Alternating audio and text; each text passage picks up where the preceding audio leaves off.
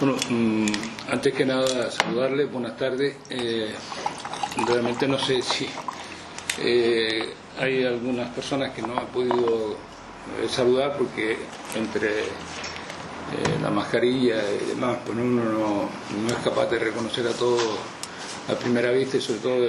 cuando hace tiempo que no nos vemos. Para no perder demasiado tiempo en estos preámbulos,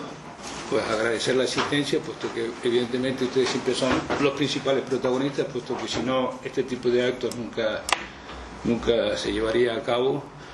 Y al mismo tiempo agradezco la invitación para estar aquí, no porque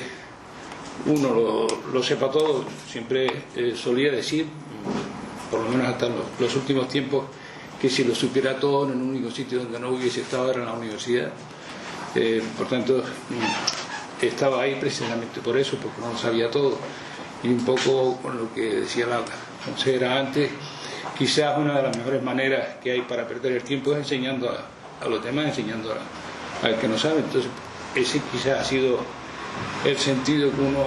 ha tenido. Otra cosa es que uno acierte más o menos, que lo haga mejor o peor, pero bueno, esa es la intención. Y entrando ya directamente en el tema, pues el que se me pidió fue este que lleva por título el agua como motivo de la conflictividad ruidosa en Canarias en la época moderna. Insertado dentro de todo el conjunto de lo que son estos conflictos que tienen como manifestación la revuelta, el motín, el tumulto, etcétera, a nivel general, por todos los distintos tipos de conflictos que se pueden producir, desde el año 1648 hasta el año 1851. Por mi parte he datado unos 117 conflictos por distintas causas, entre los que aparecen, como se señalaba en el resumen, pues los 14 que tienen como motivo el agua, ¿no? Esta cifra no es definitiva, sabemos que no es definitiva, que podrá incrementarse, que también es, en cuanto al nivel de conocimiento, no es equilibrada. De uno se tiene una información suficiente, a veces excesiva, de otros meras referencias, pero bueno, como decía el historiador francés Boutrucci, las simples referencias son indicativos de la existencia de un problema, ¿no? Y en consecuencia pues ha sido contabilizado, aunque la información no sea excesiva. Si miramos esos 117 conflictos por distintas razones por islas, pues la que aparece en primer lugar pues es Gran Canaria, seguido de Tenerife, y en menor proporción siguen las restantes. Llama la atención la isla de La Palma, siendo una isla realengo, que tenga un nivel de conflictividad bajo, ¿no? Con respecto a las otras que son más pobladas, y desde luego el caso de Gran Canaria, ¿no? Si miramos a nivel general, como de conjunto, estos conflictos, la tipificación de los mismos, pues no sé si aprecian la cifra desde ahí. Pues los que encabezan la clasificación son las tierras y los usos comunales, que se derivan sobre todo del aprovechamiento del bosque, y le siguen importancia los empleos públicos, los motivados por el desarrollo de empleos públicos, las llamadas crisis de subsistencia, y ya en cuarto lugar pues aparece el agua. Si unimos tierra y agua, pues evidentemente se sube el porcentaje bastante, ¿no? Ahí ven las diferentes causas que originan ese total de 117 conflictos. Por el momento, el número de conflictos que tienen como motivo el agua se cifra en 14, y salvo el que tiene lugar en Guía de Isora, la isla de Tenerife, en el año 1805, el resto de los 13 restantes pues tienen como escenario la isla de Gran Canaria, y estos son los que vamos a estudiar aquí hoy, o por lo menos a comentar algo sobre ellos. Bueno, ese número podría ser mucho mayor si, por ejemplo, consideramos que el conflicto que tiene lugar en Galda por el aprovechamiento de las aguas de Barranco Hondo pues se reproduce el 27 de julio del 80 y se reaviva después el 25 de octubre del mismo año, es decir, no lo contamos como doble, sino un solo conflicto, porque la misma causa, el mismo escenario y en el mismo tiempo, ¿no? Por ejemplo, los 10 levantamientos que tienen lugar o como escenario Tejeda y Artenara en los años 1817 y 1819, prácticamente los hemos reducido a 2. Primero, por tener la misma causa, el mismo escenario y realmente los mismos protagonistas, y porque el primer tumulto, el que se produce, el inicial de 1817, se reaviva en 3 ocasiones en ese mismo año, y en 5 en 1819. Entonces, contabilizar ese tipo de levantamientos como levantamientos diferentes, siendo la misma causa, el mismo escenario, los mismos protagonistas, pues parece que no tenía mucho sentido, y en realidad pues todos esos 10 conflictos se han reducido a 2. El de La Vega, en el año 1797, pues se inicia el 31 de mayo por el aprovechamiento, como todos conocemos, de las aguas de la Fuente de la Higuera en San Mateo, y se reaviva en 2 ocasiones más, el 19 y el 30 de junio de ese mismo año. Por tanto, podríamos incrementar la cifra, pero carece de sentido hacerlo, porque la causa es el mismo conflicto, el que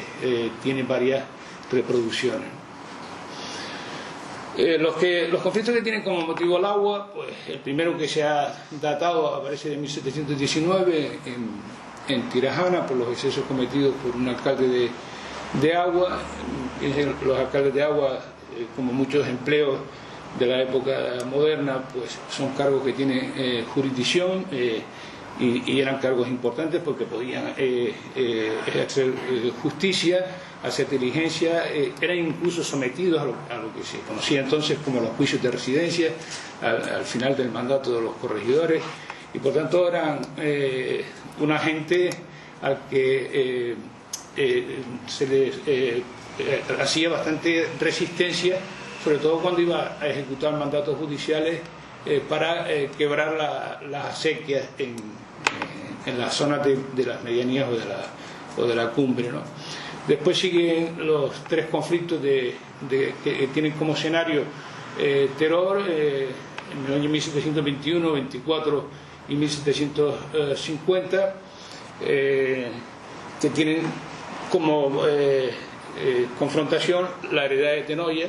Veremos luego la razón por la que se suscitan todos estos conflictos. Siempre tiene su raíz en los repartimientos. Entonces el agua de la cuenca de Teror pues se asignó inicialmente a las tierras de costa, a las tierras del Valle de Tenoya, y evidentemente pues la roturación de las tierras de medianías y cumbres suscitó la usurpación por parte de la gente que se asentó en esa zona, y efectivamente pues al pleito, al litigio en los tribunales de justicia, pues se añade luego el levantamiento de la confrontación. Después sigue en 1751 en Guía, el del 80 que hablábamos antes de Barranco Hondo, el 97 en La Vega, en el 97 también se produce otro conflicto en Guía por la usurpación de las aguas del heredamiento de la Vega Mayor de Galda, y por último los finales, el de 1805 que hablaba antes, que se produce en Guía de Isora, los de 1817 o el de 1817 en Barsequillo, del que quizás mañana pues les hablen más detenidamente sobre él. Los que ya comentamos antes de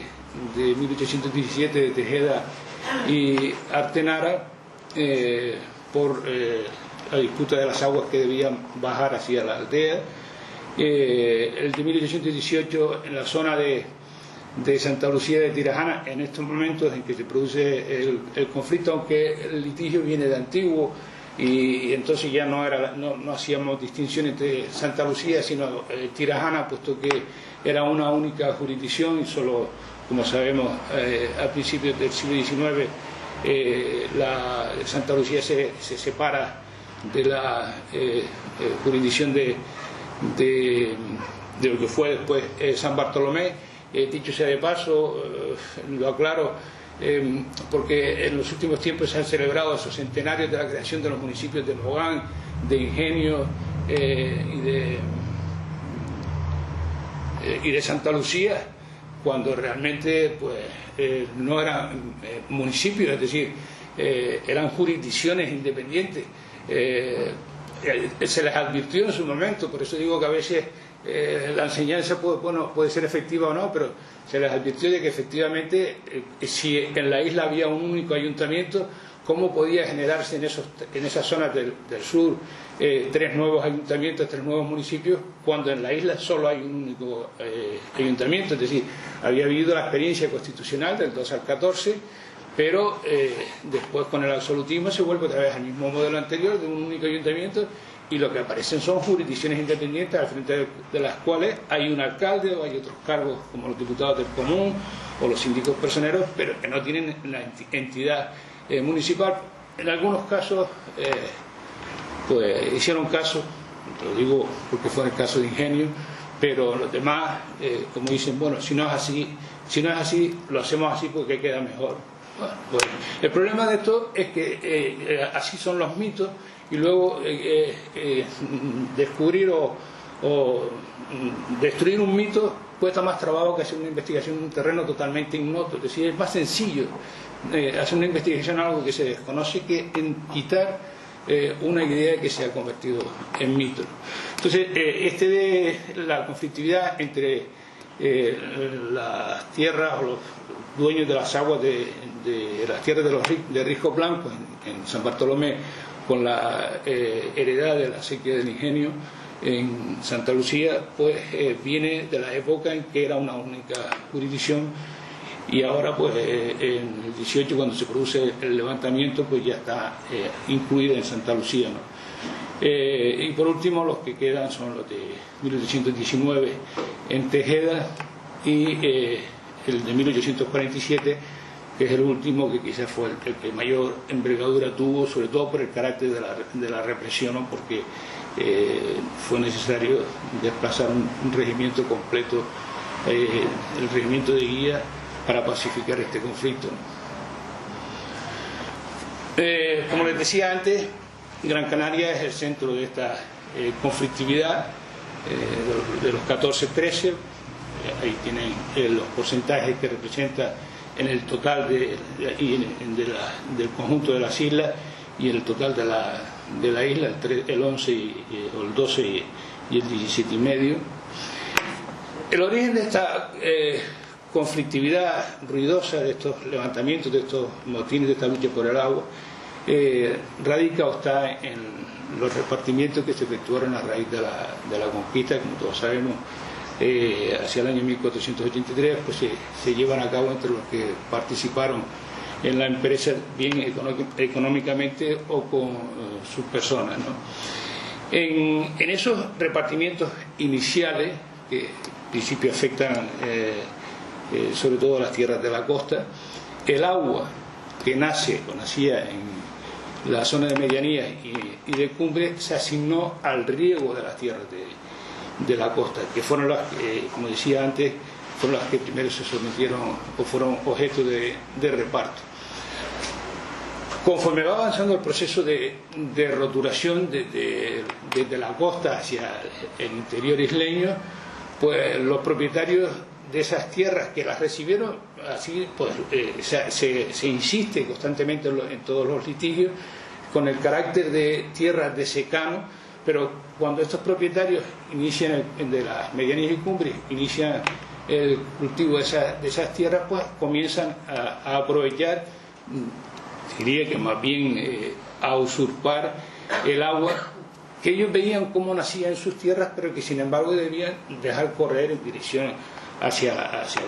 los cauces, hacia los barrancos, para que bajara a la costa, ¿no? Ese aprovechamiento que hacen los dueños de las tierras de medianías y cumbres, unido al descenso que conforme transcurre el tiempo se va produciendo en los caudales, fruto de la deforestación que ha ido experimentando la isla como consecuencia del retroceso de la superficie forestal, y la extensión del riego en las tierras de la costa en una superficie mayor que la que inicialmente se asignó en los repartimientos o en las reformaciones que se hicieron con posterioridad, fundamentalmente la que llevó a cabo el licenciado Ortiz de Zárate en esos años de 1506 a 1507, pues todo eso va a originar una lucha secular por el uso y aprovechamiento del agua entre los diversos heredamientos que entonces se empezaron a formar y los dueños de las tierras de las medianías y cumbres. Esta lucha origina, por un lado, una importante conflictividad sorda, la denominamos así porque se pone de manifiesto a través de los distintos litigios que se dirimen en los tribunales de justicia. Y por otro lado origina una conflictividad ruidosa. En muchos casos esta conflictividad ruidosa es fruto del fracaso de la vía administrativa, de la vía judicial, que se manifiesta pues a través del motín, la revuelta o el tumulto. Como indicaba anteriormente, la documentación no es uniforme. Hay conflictos para los que tenemos una información bastante abundante, pero en otros es menos. Y la terminología tampoco es uniforme, es decir, aparecen estos términos y otros tantos, pero en fin, no hay por qué estar a esta calificación que la documentación da para determinar cuál es el carácter que tienen este tipo de levantamientos, denomínese motín, tumulto, asonada, levantamiento, revuelta u otros, ¿no? Pese a ello, a esa falta de uniformidad de la documentación y la diversidad de denominaciones que recibe, se trata de movimientos de protesta que están protagonizados por uno o varios grupos sociales de un pueblo o a lo sumo de un conjunto de pueblos, como puede ser el caso de Artenara o Tejeda, en alguno de los que señalamos anteriormente, en defensa del uso de las aguas que nacen en sus tierras y que deben dejar correr hacia el barranco. Esto yo en algún otro trabajo lo he denominado que era la pugna entre la necesidad y la legalidad, es decir, los repartimientos generaron una legalidad donde el agua tenía que ir hacia las tierras de la costa porque así se asignó en el momento de los repartimientos, pero la rotulación de las tierras de medianías y cumbres lo que hicieron fue crear una necesidad a quien que veía cómo nacía el agua en su propio terreno, cómo no iba a aprovecharlo. La intensidad, la duración, la violencia y el éxito de esta protesta, de este tipo de conflictos, van a depender del motivo, del grado de organización, de los apoyos y del carácter de la represión. Probablemente lo comente, pero es que no solo los conflictos por motivo del agua, sino en general, aquí siempre hubo un debate entre si había que optar por la represión o no, porque hubo un miedo generalizado en que si se reprimía un determinado conflicto por la razón que fuera, podía correrse el riesgo de que el resto de pueblos, de jurisdicciones independientes de la isla, hicieran causa común con el pueblo reprimido. Por lo menos esa fue la lección que el motín de Agüimes había dado en los comienzos del siglo XVIII, ¿no? Por tanto, hay que estar la dimensión del conflicto, de los conflictos, va a depender de todas estas características y no de la de la denominación que a la misma se dé, es decir, como motín, tumulto, revuelta en las diligencias que se formaron, ¿no? No vamos a tratar aquí de la conflictividad sorda, puesto que incluso, como decía antes, pues Animal mañana pues tratará esta parte con respecto a la heredad de Telde, a la Vega Mayor de Telde, sino que aquí nos vamos a ocupar únicamente de la conflictividad ruidosa, que tiene como motivo el agua, en la que la mujer tuvo un protagonismo destacado. Todos los demás conflictos, aunque sean fuentes de información de tipo genérico, hablan de la presencia de los hombres o también presencia de mujeres, de muchachos, etc. Pero en los conflictos por el agua también participación del hombre, pero esencialmente el elemento fundamental es el protagonismo fundamental o destacado es el de la mujer, aunque, en fin, esto lo digo solo a título de anécdota, ¿no? Que para ello en alguna ocasión se tuviese que vestir de hombre, como fue en el caso de los motines de Tejeda y Atenara en 1817 y 19, o el hombre de mujer en el caso de la Vega de 1797. Bueno, también después sobre esto se señala que, en fin, ese tipo de manifestaciones era un poco para desacreditar a los protagonistas del motín, que realmente no hubo ese tipo de manifestaciones, pero es lo que aparece o lo que consta en la documentación. Si quisiéramos hacer una visión, y yo me quedaría, porque el tiempo no nos daría para más que hablar de algún conflicto en concreto, con unas características generales, ¿no? de este tipo de conflictos, que unas son más específicas y otras pues, pueden ser de aplicación también para el resto de los conflictos, que es el primero de ellos, en lugar de hablar específicamente de cada uno de ellos, ¿no? Que es el carácter que tienen estos conflictos, el carácter local y rural. Es decir, la participación de varios pueblos se debe a que la causa de la protesta les afecta por igual, pero no por ello sobrepasa el marco local. Es el caso, por ejemplo, de Artenara y Tejeda. En cualquier caso, debemos decir que, salvo los motines que tienen lugar en 1823, en los que los pueblos del norte, impulsados por lo que estaba ocurriendo con la montaña de Dorama, se unen a los pueblos del sur que luchan contra el constitucionalismo y en defensa del absolutismo, salvo ese conflicto de 1823, casi podríamos decir que no hay ningún conflicto que tenga que fuese generalizado, que comprendiese a un conjunto de pueblos y por supuesto menos a toda una isla. Carecen de una acción común y por tratarse de acciones aisladas que nunca sobrepasan el marco local, no llegan a constituir un movimiento generalizado de carácter agrario como indicaba anteriormente. Una segunda característica es que los que participan en este tipo de motines o de conflictos pues son gente del campo, y a diferencia de otros conflictos la participación de mujeres, como ya indiqué anteriormente, es mayoritaria. Ellos son los protagonistas esenciales de este tipo de conflictos. En tercer lugar, son motines o tumultos que no surgen de manera irracional y espontánea. El estallido suele venir precedido de un conflicto previo, a veces, como decía antes, de una conflictividad sorda,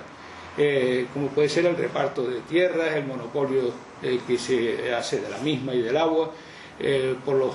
poderosos, etcétera, ¿no? Es decir, esto es lo que acaba originando que se produzca el levantamiento. En cuarto lugar, podríamos calificar este tipo de tumultos o de conflictos, de conflictividad ruidosa, como conflictos de tipo vertical, es decir, iniciados por la masa de vecinos de un lugar contra un elemento foráneo, político o económicamente más fuerte, como puede ser un alcalde de agua que va a hacer una diligencia de quebrar las acequias en las zonas de medianías a cumbres, un ministro real, un alguacil, etcétera, que va a comunicar las diligencias de embargo de los que han participado en los conflictos y evidentemente ante la actuación de este tipo de agentes pues se produce el levantamiento. Por tanto son movimientos de tipo vertical contra alguien por regla general foráneo y con más fuerza que los miembros de la localidad donde se desarrolla ese conflicto, ¿no? Una quinta característica que podríamos señalar es que el día es el escenario ideal y la primavera, finales de la primavera y el verano, la mejor época. Esto contrasta, estos conflictos que tiene como motivo el agua, contrasta con los conflictos que tienen otra naturaleza, porque el escenario de esos otros conflictos es la noche. Probablemente porque se desarrollan en el centro de los núcleos de población, porque la gente tiene que desplazarse desde el exterior de las jurisdicciones, de los lugares, hasta ese centro del pueblo, y sobre todo porque buscan una cuestión, que es no ser reconocidos. Es decir, a pesar de que vayan embosados, monsterados, disfrazados, que muden las voces, etcétera, pero aprovechan la oscuridad para no ser reconocidos, con independencia de que en las islas siempre hubo una especie de sentimiento de protección en las dos o tres detenciones que se producían. Pues cuando se preguntaba a los testigos que quienes participaban, todo el mundo alegaba diciendo no, que va, yo era de noche, no se veía, yo estaba muy lejos. Es decir, había una conciencia de proteger, y a veces cuando se daban 1, 2 o 3 nombres, pues se daban nombres de gente que sabía que podían salir airosos de esa confrontación, de ese conflicto. Bueno, pues como digo, los que tienen como motivo el agua, pues se desarrollan fundamentalmente de día. Tratan pues de evitar ser reconocidos tapándose el rostro. Se desarrollan de día porque lo que se intenta es facilitar la participación de la mujer por lo escarpado del terreno. Es decir, normalmente donde suelen estar los nacimientos de las aguas no son sitios llanos, sino sitios bastante escarpados y bastante escabrosos, y por tanto llegar hasta ahí durante la noche era un poco difícil, aunque efectivamente montaban guardia durante la noche para evitar que se hiciera la diligencia. Pero el desarrollo normalmente de la represión, de expulsar a los que iban a hacer diligencias, era durante el día. Los hombres, por regla general, al desarrollarse el conflicto durante el día, están ocupados en otras tareas, sobre todo en las tareas agrícolas, y por tanto ellos no pueden estar pendientes de esa cuestión, y es la mujer la que adopta el protagonismo. El escenario, a diferencia de otros conflictos que, como decía antes, pues se suelen desarrollar en el centro de los núcleos de población, pues está en las acequias. Y puede ser una prueba de la seguridad que daba a los protagonistas la participación de los grupos dirigentes.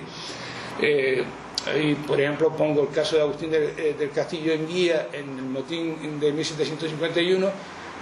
porque en realidad el propio coronel del regimiento de Guía es el que le indica a la gente de los altos de Guía: ustedes no dejen pasar a nadie de las acequias hacia las acequias, y a todo el que intente, pues busquen los medios a través de piedras, de lo que sea, para que expulsarlo. E incluso a veces este tipo de personajes poderosos que tienen la información les transmiten situaciones que se producen o se han producido en el territorio peninsular, por ejemplo con algunos corregidores donde han tenido determinadas actuaciones y el rey en defensa de los abastos o lo que sea, y el rey no los castigó. Entonces dice, bueno, a ustedes les va a pasar lo mismo, por tanto defiendan lo que es suyo, ¿no? O a veces también pues tienen el respaldo de esas instituciones de gobierno. Una sexta característica que podíamos resaltar es que los que participan en este tipo de conflictos en general suelen mudar la pose, se disfrazan, como decía antes, con monteras, con chupa, cubren su cabeza con capotes, pañuelos y sombreros, y se embosan el rostro,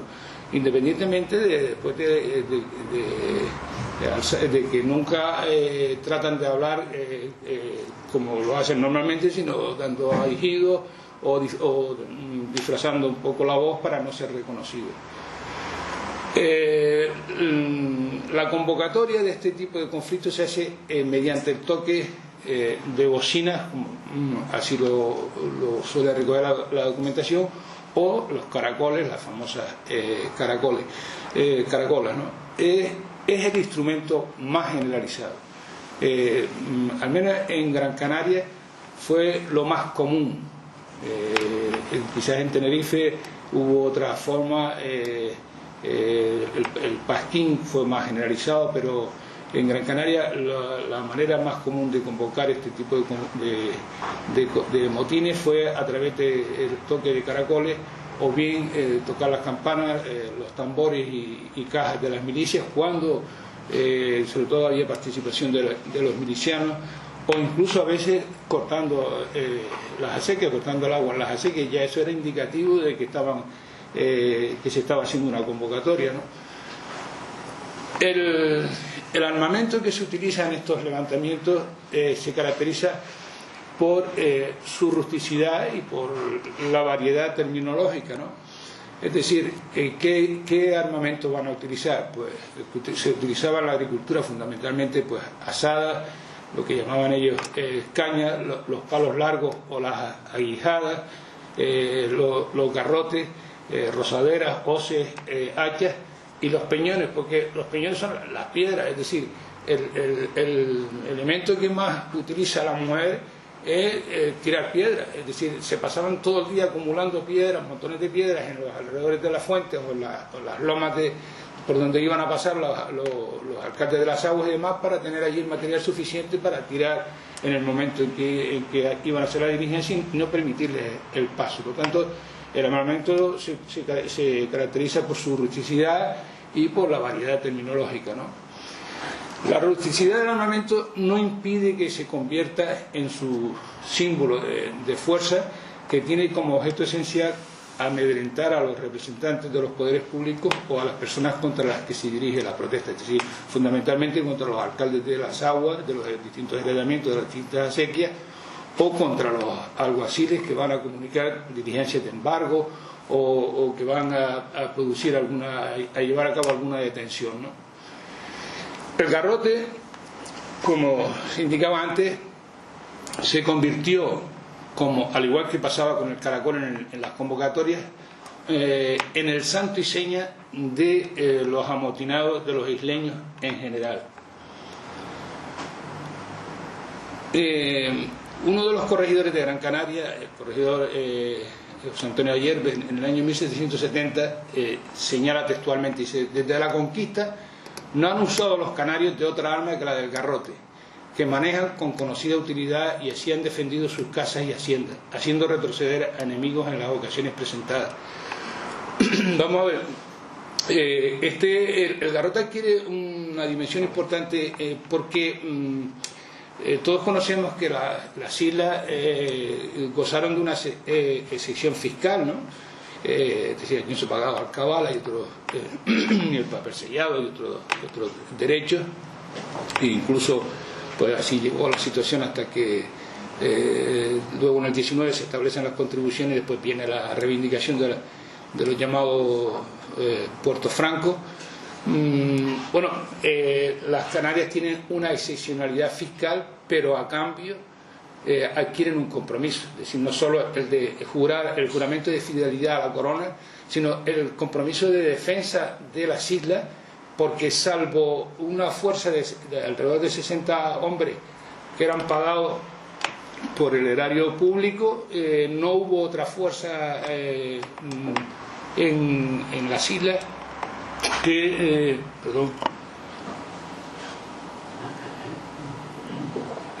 el presidio que existía aquí en Gran Canaria. Es decir, entonces quien se comprometía de la defensa eran las milicias canarias,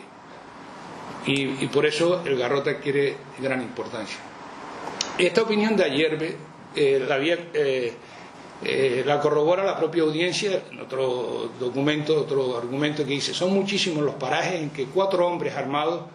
solo con sus garrotes son capaces de detener el orgullo de 2 o más compañías de soldados, sin que se atreva a pasar alguno que no quede a sus manos muerto o despeñado. Es decir, ellos se bastaban con las milicias y con este armamento para defenderse. Pero diríamos que en estos tumultos por el agua, la mejor arma que tenían sobre todo las mujeres era la algarabía que formaban, por ejemplo, en la persecución de los alcaldes de agua, cuando estos iban a hacer alguna diligencia. Yo he puesto aquí nada más que un ejemplo. En el caso de Guía del año 1751, las mujeres le gritaban corriendo detrás de ellos: aguárdense, que irían abajo, se refiere a que irían al pueblo de Guía sin capas y sin ropa y sin ropón, así que lo mandarían como Dios lo trajo al mundo, ¿no? Por ejemplo, en el de la Vega, las mujeres de San Mateo les persiguen a estos alcaldes hasta la plaza de Madroñán, gritando: fuera hijos del diablo, viva España y muera el mal gobierno. Hombre, esto siempre se suele esgrimir para intentar buscar siempre la cobertura, el apoyo del poder establecido. Muera la gente de la Vega de abajo. No nos extrañe después por qué San Mateo se independiza de la Vega de abajo y se queda Santa Brígida con San Mateo. Venga toda la justicia, que no derribaremos el agua ni iremos presos, es decir, que desafían al poder, ¿no? De acuerdo con el carácter del armamento, pues la violencia física en estos tumultos pues es escasa. La suelo denominar yo en ocasiones pues blanca y no roja, con escaso de número de muertos y heridos. Creo que ayer salía en el periódico que el único muerto que se ha registrado se produce en el motín de Teror del año 1734, que además se produce entre los propios vecinos de Teror, porque no se ponen de acuerdo en cómo distribuir el riego de las aguas diurnas, que ellos están usurpando precisamente a la heredad de Tenoya, y entonces pues a raíz de eso, de ese enfrentamiento, el alguacil Juan de la O resulta herido, pero al poco tiempo, por una mala curación de las mismas, pues muere. Pero efectivamente, cuando se intenta proceder contra los autores de las heridas, la propia mujer es la que quita la denuncia, porque dice que ha sido compensada debidamente por los autores, y que además su marido no murió víctima o producto de las heridas producidas, sino de la mala curación que él mismo se hizo y entonces pues es casi la única. Hombre, en los demás conflictos por otras razones sí que hubo más violencia física y de carácter rojo que blanca. La violencia es fundamentalmente material, es decir, todo lo que supone rotura de acequias o cantoneras o troneras, porque en todos sitios esto recibe pues una denominación diferente, ¿no?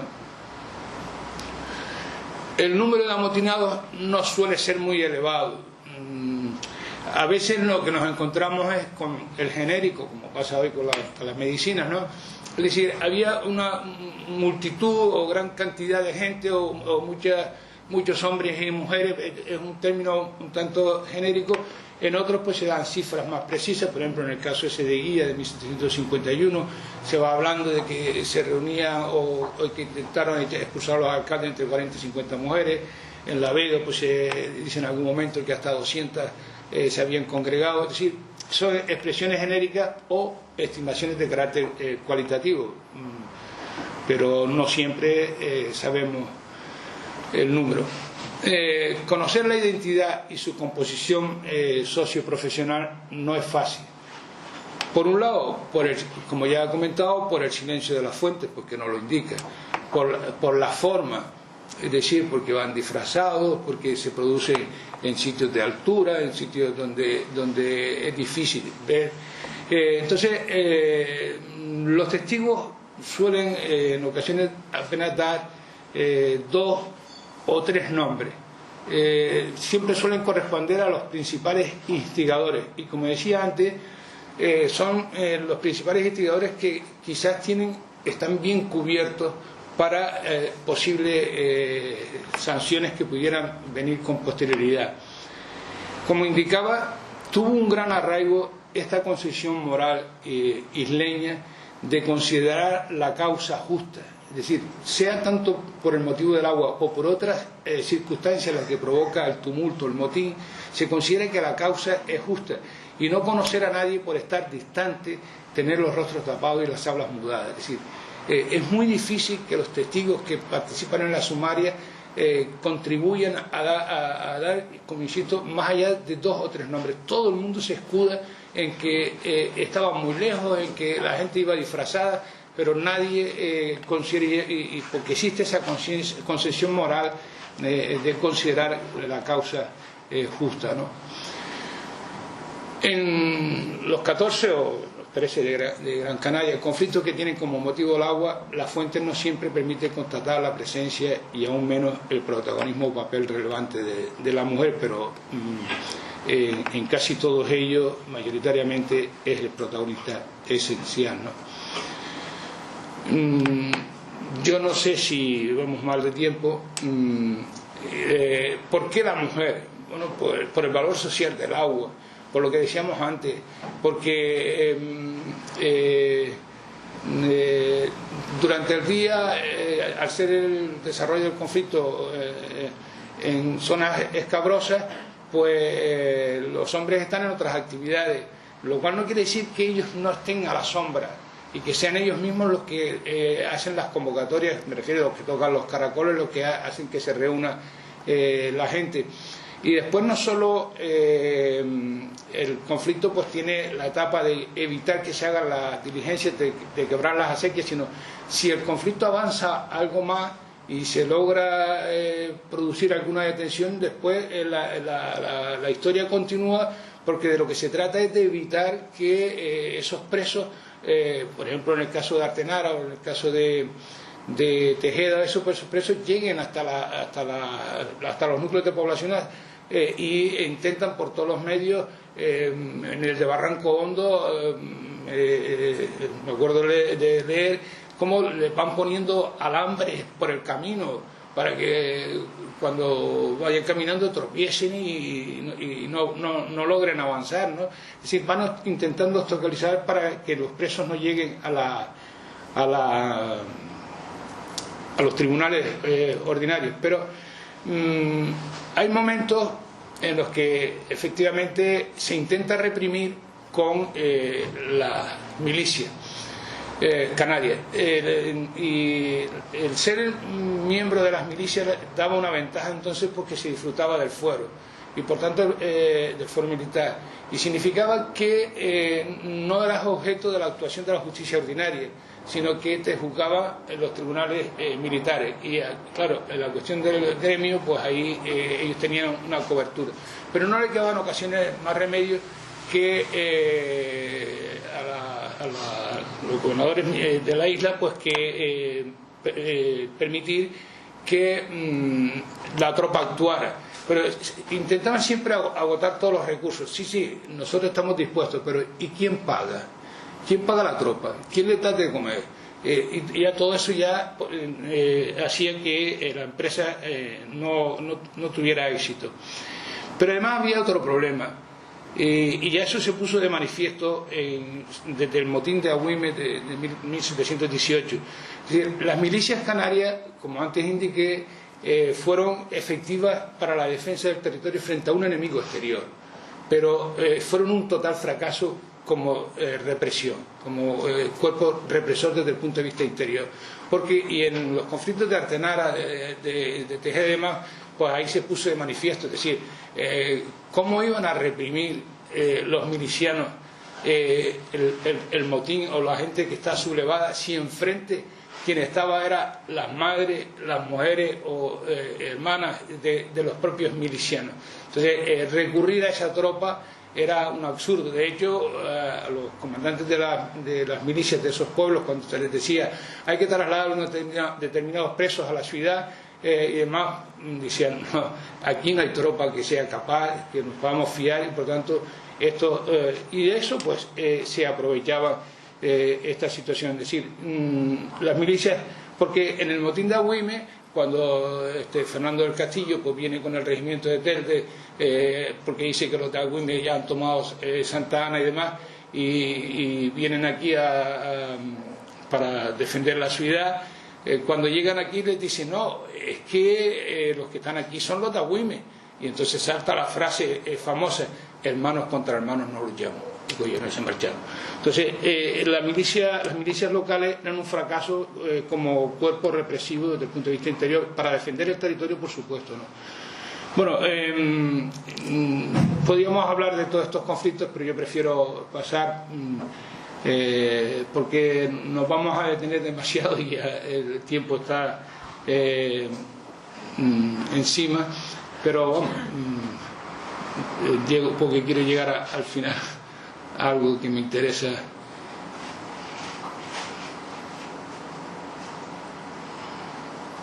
Bueno, hay unos que son de bastante intensidad, como fue el de 1797 de La Vega, los de Barranco Hondo, porque las aguas de Barranco Hondo se supone que tenían que bajar hacia el Valle de Agaete, y después los conflictos que tienen lugar como escenario,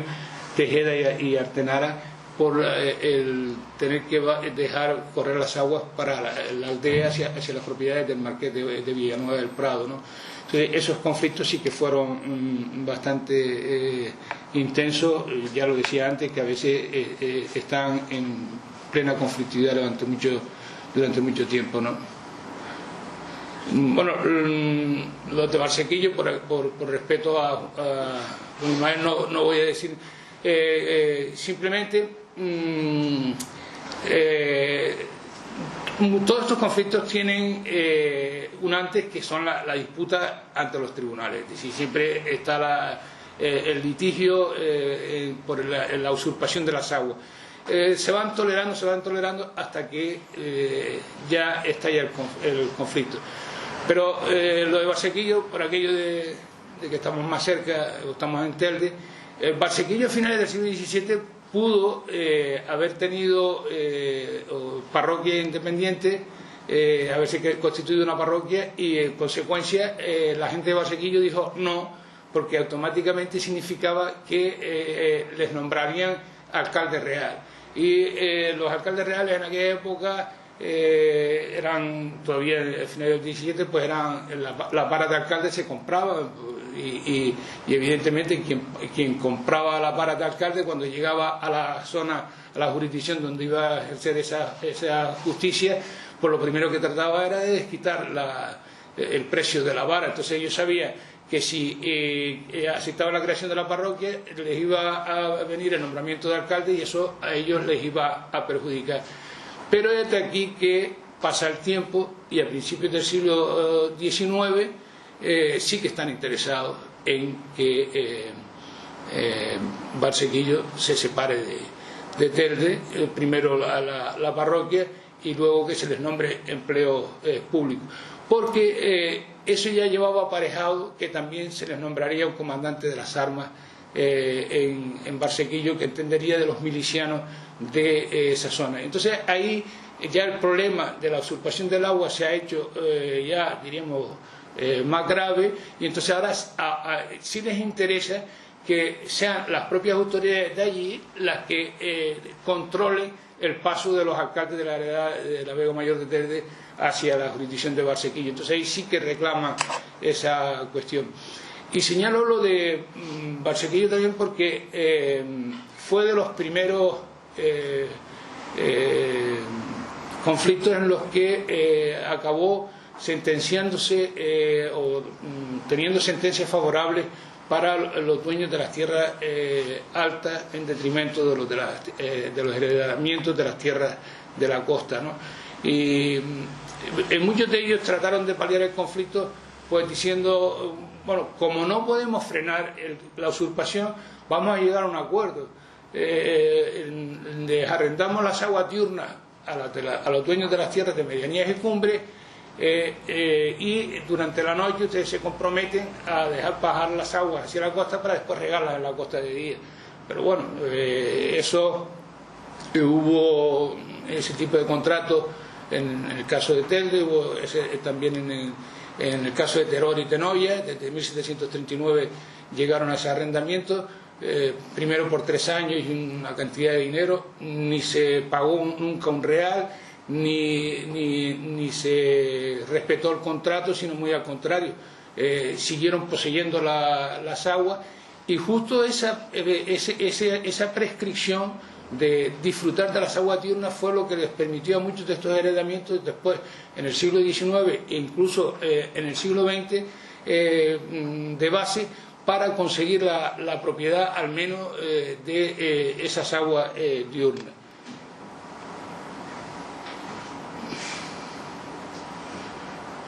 Ya llego ya al final, nada más que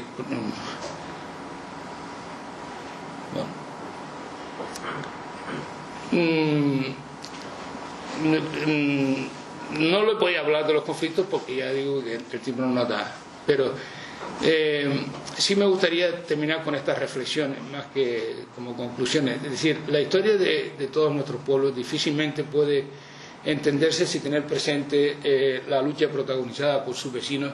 en torno al uso y aprovechamiento de las aguas que nacían en sus tierras y escurrían por sus barrancos y acequias, ¿no?